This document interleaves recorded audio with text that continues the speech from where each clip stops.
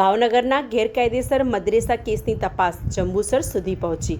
Bhavnagar SOG team police remand હેઠળના મૌલાનાને સાથે રાખી જંબુસરના દારૂલ કુરાન મદ્રસામાં પહોંચી તપાસ હાથ ધરી। ભાવનગર જિલ્લાના સિત્સર વિસ્તારમાં ગેરકાયદેસર રીતે મદ્રેસા ચલાવવાના મામલે ચાલી રહેલી તપાસનો વ્યાપ હવે ભરૂચ જિલ્લાના જંબુસર સુધી પહોંચ્યો છે। પોલીસ રિમાન્ડ હેઠળ રહેલા મૌલાના મોહમ્મદ શરીફને સાથે રાખી ભાવનગર એસઓજીની વિશેષ ટીમ જંબુસર ખાતે આવેલા દારૂલ કુરાન મદ્રસામાં પહોંચી તપાસ કરી રહી છે।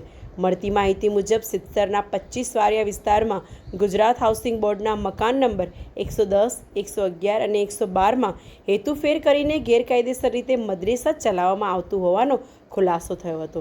દરોડા દરમિયાન ઉર્દૂ અને અરેબિક ભાષાના આશરે 15 પુસ્તકો તેમજ મૌલાનાની 60 પાનાની ડાયરી સહિતનું સાહિત્ય જપ્ત કરવામાં આવ્યું છે, જેની વિવિધ તપાસ એજન્સીઓ દ્વારા ચકાસણી કરવામાં આવી રહી છે। પ્રાથમિક તપાસ દરમિયાન મૌલાનાના ભરૂચ સાથેના સંપર્કો સામે આવતા ભાવનગર એસઓજીની ટીમ તેને સાથે રાખી જંબુસર પહોંચી હતી।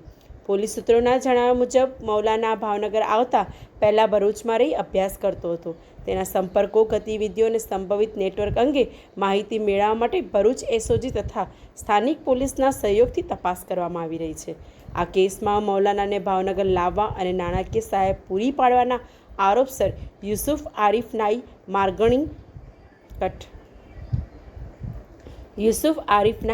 માર્ગણીણી અને અનસ મોહમ્મદ સિદ્દીક લાખાણીની અગાઉ ધરપકડ કરવામાં આવી હતી। બંને આરોપીઓને કોર્ટમાં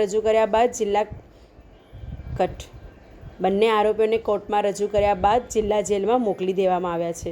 પોલીસ દ્વારા સિત્સર વિસ્તારના સ્થાનિક રહેવાસીઓ, મદ્રેસામાં અભ્યાસ કરતા વિદ્યાર્થીઓ અને તેમના વાલીઓના નિવેદનો પણ નોંધવામાં આવી રહ્યા છે।